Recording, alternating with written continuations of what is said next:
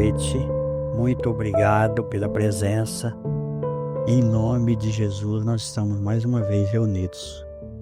É sempre uma alegria, uma satisfação para nós. Todos somos instrumentos de Deus nessa reunião. Vamos mentalizar aqueles que nós conhecemos e que a gente sabe que está precisando de ajuda. Então nós vamos começar a nossa reunião. Muito bem-vindos. Que Jesus nos abençoe.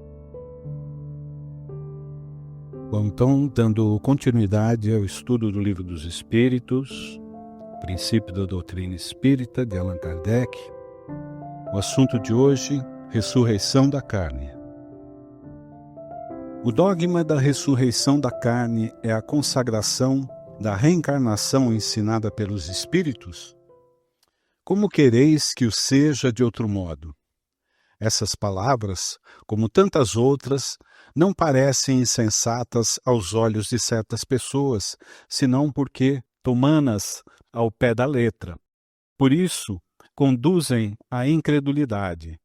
Mas lhes dai uma interpretação lógica e aqueles que chamais livres pensadores as admitirão sem dificuldade, precisamente porque eles refletem. Porque não vos enganeis, esses livres pensadores não desejam mais do que crer. Eles têm, como os outros, talvez mais que os outros, sede no futuro, mas não podem admitir o que é contestado pela ciência. A doutrina da pluralidade das existências está conforme a justiça de Deus. Só ela pode explicar o que, sem ela, é inexplicável. Como quereríeis que o princípio não estivesse na própria religião? Olha só, esse livro, como a gente fala, ele é fantástico, esclarecedor para nós. Não tem como a gente contestar a reencarnação. Não tem. Nós vamos ver na reunião de hoje, inclusive colocamos alguns trechos de alguns espíritos para dar ainda mais uma lógica na explicação. É fácil a gente entender. A ressurreição da carne, por exemplo, a pessoa morreu queimada. Como que vai reorganizar o corpo? Se tudo volta para a natureza. E hoje tem, inclusive, a cremação. E aí tem uma coisa muito interessante. Por exemplo, uma criança vive alguns meses e ele morre.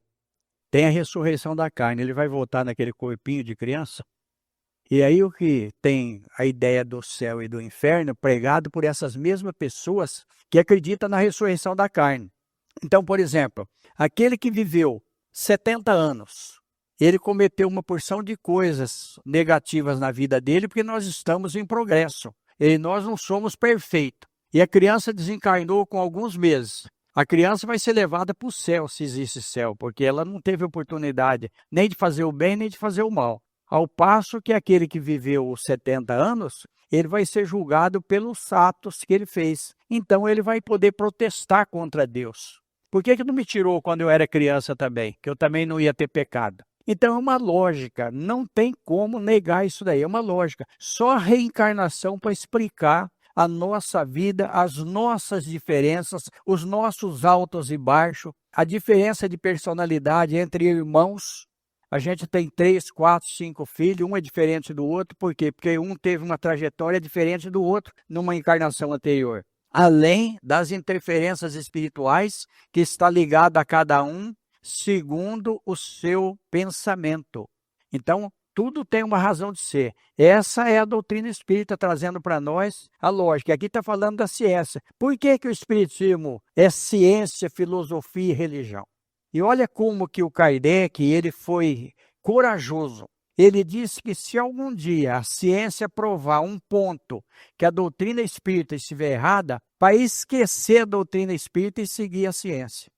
Só uma fé raciocinada, uma certeza de alguém que realmente sabe aquilo que está recebendo, é que vai dar para nós uma segurança. Essa é a doutrina espírita. Filosofia, ciência e religião.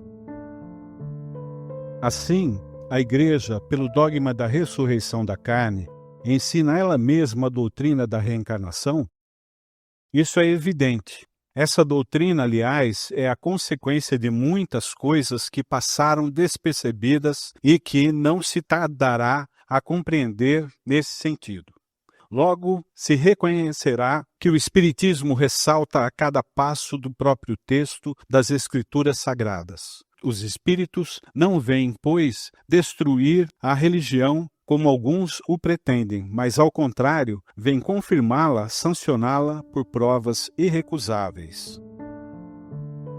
Mas como é chegado o tempo de não mais empregar a linguagem figurada, eles se exprimem sem alegoria e dão às coisas um sentido claro e preciso, que não possa estar sujeito a nenhuma interpretação falsa.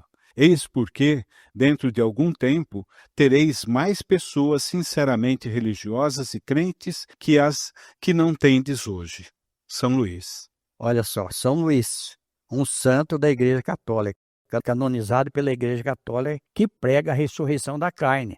É a nossa formação. Se a gente acreditar numa coisa, nós começamos a pôr aquilo na cabeça e realmente nós vamos acreditar naquilo. Então a pessoa acredita na Bíblia ao pé da letra. Nós precisamos ver que muitos deturparam a mensagem bíblica.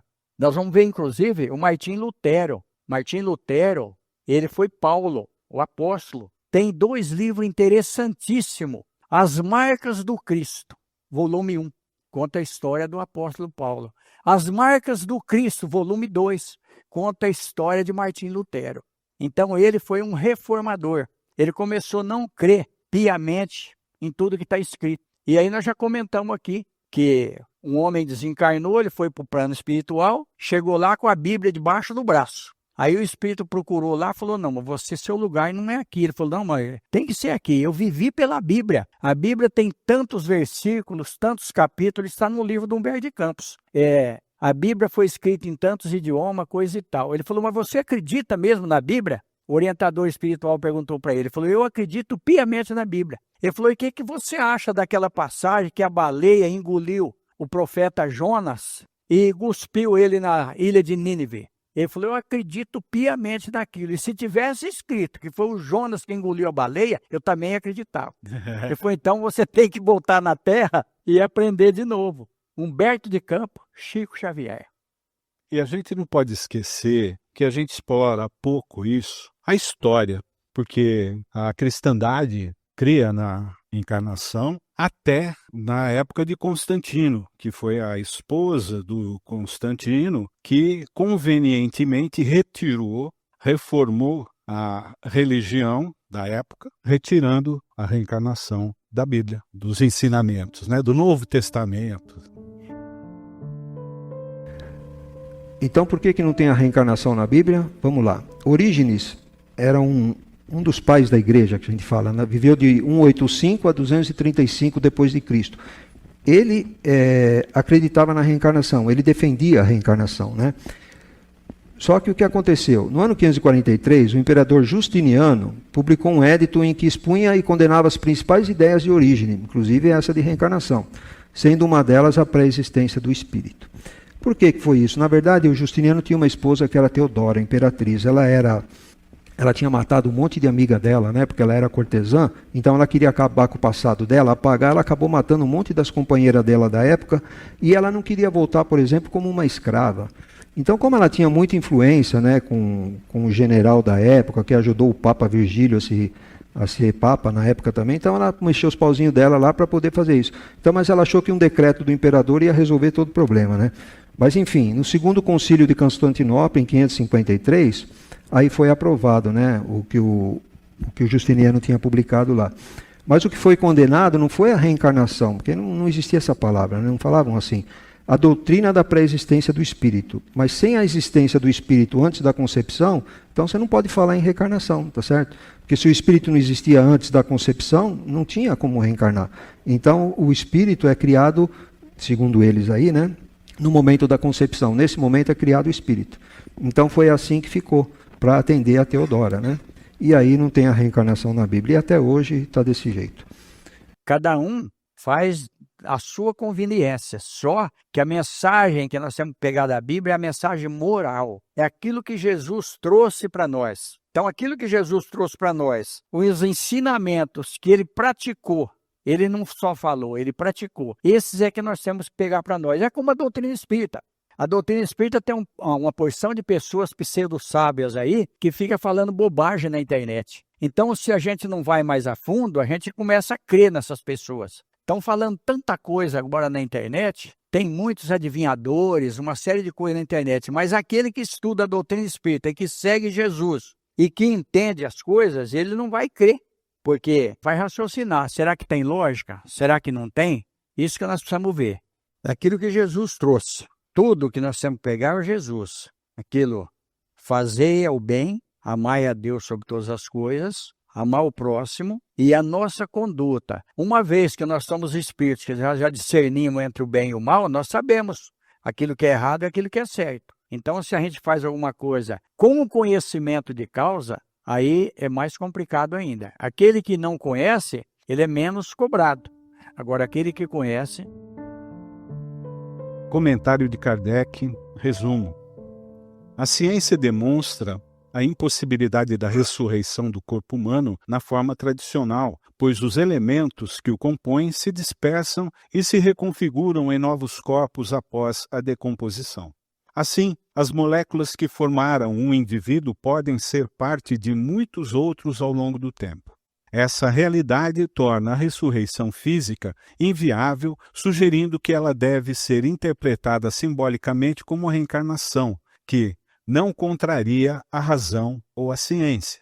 Enquanto a doutrina religiosa fala de uma ressurreição no fim dos tempos, a doutrina espírita propõe que isso ocorra diariamente. Olha que coisa impressionante para nós aqui, né? A ressurreição no final dos tempos não tem lógica. Agora, a reencarnação, que está dizendo aqui, cotidianamente. Então, olha para vocês verem a nossa vida aí, como que acontece isso. Nós conversamos com uma entidade, não aqui no Chico Xavier, numa outra instituição, e a mãe já tinha uma certa idade, e ela nasceu como menina, como filha. E ela falou para mim, eu vou reencarnar, vou ser filha dela. E o interessante é que realmente ela reencarnou, e hoje, inclusive, ela é espírita, né? Ela faz a tal de live aí, que a turma usa muito. A prova para nós.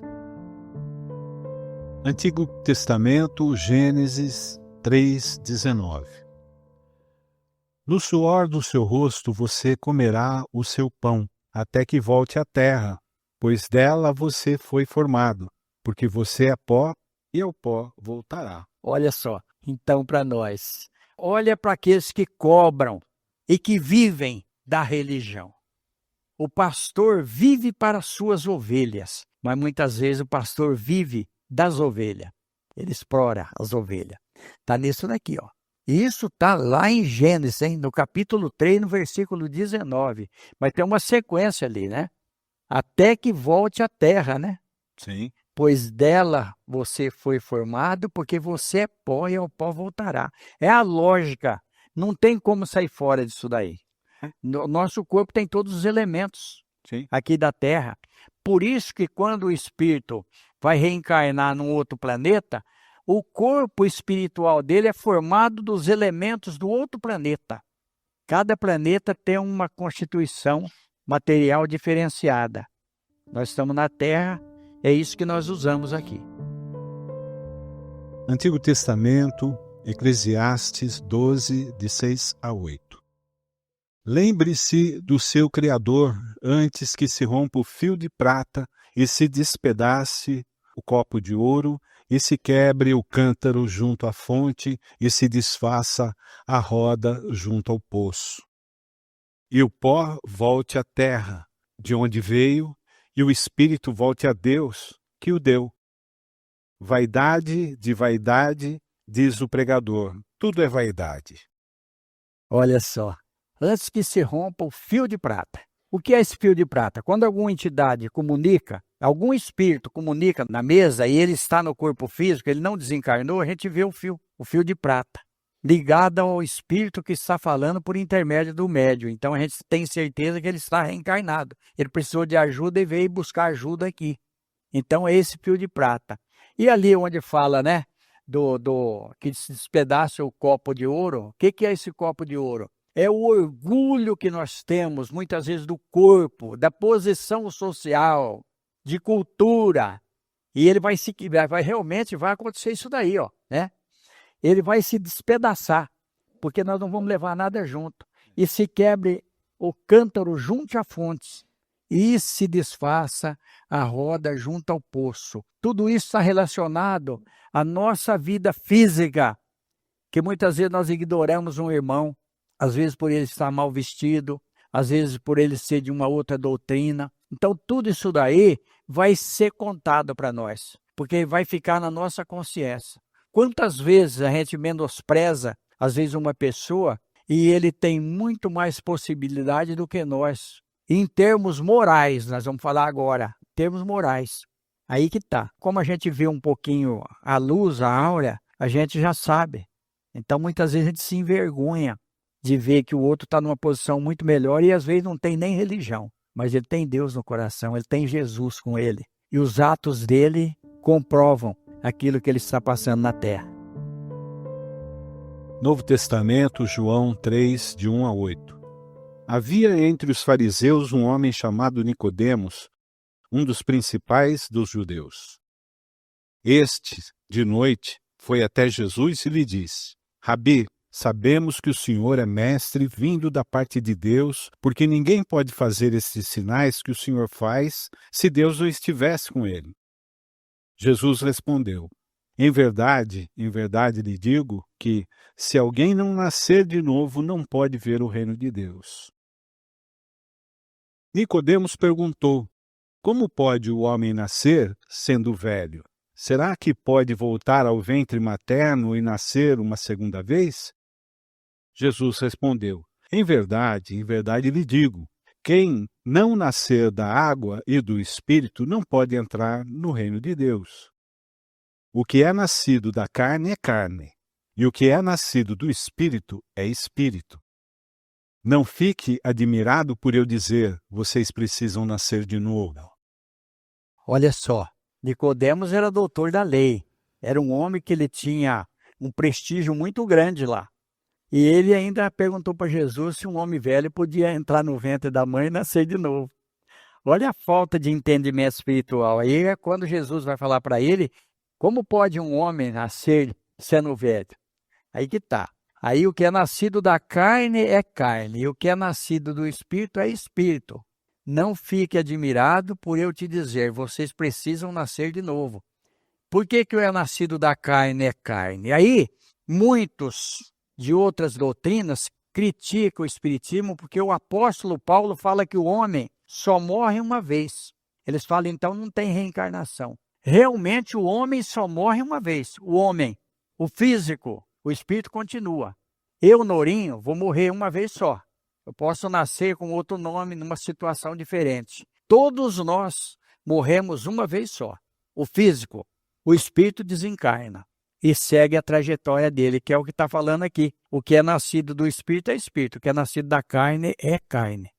Seremos eternamente no espírito, o mesmo espírito, mas homens, né, pessoas diferentes. E é aí que está a nossa evolução. Por isso que nós não lembraremos da nossa vida pregressa, para que a gente possa evoluir. Então, aquele que nasceu da carne vai morrer de fato, mas a gente vai continuar a nossa jornada.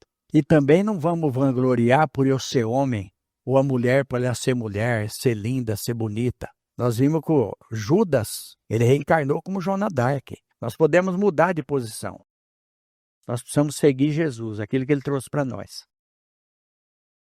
O vento sopra onde quer, você ouve o barulho que ele faz, mas não sabe de onde ele vem, nem para onde ele vai. Assim é todo o que é nascido do Espírito. Olha só para vocês verem. O vento sopra onde quer, você ouve o barulho que ele faz, mas não sabe de onde ele vem. Isso daqui é Jesus falando ainda para Nicodemos. Nem para onde vai. Assim é todo o que é nascido do Espírito. Por isso que nós vivemos junto, em família, mas nós não sabemos o filho nosso de onde ele veio, a não ser que a gente teve algum encontro antes dele reencarnar, mas mesmo assim a gente não sabe a trajetória dele. Nós não sabemos a trajetória da mulher, que muitas vezes está convivendo conosco. A mulher não sabe a trajetória do marido, nós não sabemos de onde ele vem, o que ele fez, o que aconteceu. Aí entra a reencarnação para explicar as diferenças, né? Que está tudo dentro daqui. Assim é todo aquele que é nascido do Espírito. Então, nós vamos ver no livro Missionário da Luz que existe a reencarnação física através da fecundação do ovo, e nós vamos ver que existe a reencarnação espiritual, onde aquela trajetória da trompa de Falópio até chegar no útero é trabalhada pelos espíritos superiores, que assiste o espírito que vai reencarnar. Esse é um assunto fantástico. Nós não vamos entrar aqui, que nós vamos entrar em genética, mas a doutrina espírita dá uma explicação para nós de cair o queixo. Novo Testamento, Paulo 1 Coríntios 15, 44. Semeia-se corpo natural, ressuscita corpo espiritual. Se há corpo natural, há também corpo espiritual. Olha só, a Bíblia está trazendo isso aí para nós. Está trazendo a reencarnação para nós aqui. Se há corpo físico, natural, aqui ele fala natural por quê? Porque ele está englobando todos os planetas. E em qualquer situação nós vamos estar reencarnados. Nós vamos usar essa palavra porque nós estamos na Terra e o nosso vocabulário é esse aqui na Terra. Em outro planeta nós vamos ser um espírito ocupando a matéria daquele planeta que nós já repetimos aqui antes. Por isso que nós não temos condições de detectar vida em outros planetas, porque o nosso conhecimento é muito limitado ainda. Prova disso que o sexto sentido, um estado alterado de consciência, ele desequilibra a pessoa. Se não é a doutrina espírita que dá a educação mediúnica, através das reuniões que a gente faz, dos estudos, a pessoa vai para um tratamento psiquiátrico severo. Porque só o Espiritismo pode dar as explicações para nós, está dentro disso daqui. O assunto da próxima semana, paraíso, inferno e purgatório. Não percam. Exatamente. Que Deus nos abençoe, que Jesus nos ampare. Nós vamos para o passe agora, cada um faz seu pedido mental. Então tá aí, gente. Se a gente não crê que a vida prossegue, não tem como a gente ser honesto, não tem como a gente se privar de uma série de coisas materiais que a gente muitas vezes se priva para poder ter uma vida digna. Então, está aí para nós. Nós vimos que o próprio Jesus disse aqui. Nós vamos ver uma outra passagem em que os apóstolos perguntam quando viria Elias. E Jesus fala que Elias já veio e eles não o conheceram. E ali está escrito no texto que Jesus falava de João Batista. Então, João Batista, a reencarnação do profeta Elias. E nós vamos ter uma sequência. Por exemplo, Divaldo Pereira Franco, eu estava conversando com a Paulinha, com outro amigo ali. Não tem como uma pessoa ter um arquivo mental como tem o Divaldo Pereira Franco se ele não tiver experiências anteriores. Ele fala de tudo com muita segurança e não tem contestação. Ele conversa com um médico, com um cientista. Chico Xavier também era a mesma coisa. Então a gente fica admirado de ver. Eu tive a oportunidade de conversar com o Divaldo pessoalmente e de ver a simplicidade dele numa conversa particular, é muito legal. Então são espíritos superiores que reencarnaram na Terra. Que oportunidade que nós estamos tendo no Brasil, né? Espíritos superiores. E estão vindo mais. Então vamos valorizar a nossa vida e com Jesus nós vamos vencer tudo. Que Ele nos abençoe, nos fortaleça. Muito obrigado pela presença. Está encerrada a reunião, gente. Uma boa noite para nós. Recomendações para leitura. Obras citadas nesta palestra. As Marcas do Cristo, volume 1, Hermínio Correia de Miranda. As Marcas do Cristo, volume 2, Hermínio Correia de Miranda. Contos desta e doutra vida, Irmão X, Chico Xavier. Missionários da Luz, André Luiz, Chico Xavier. O Livro dos Espíritos, Allan Kardec.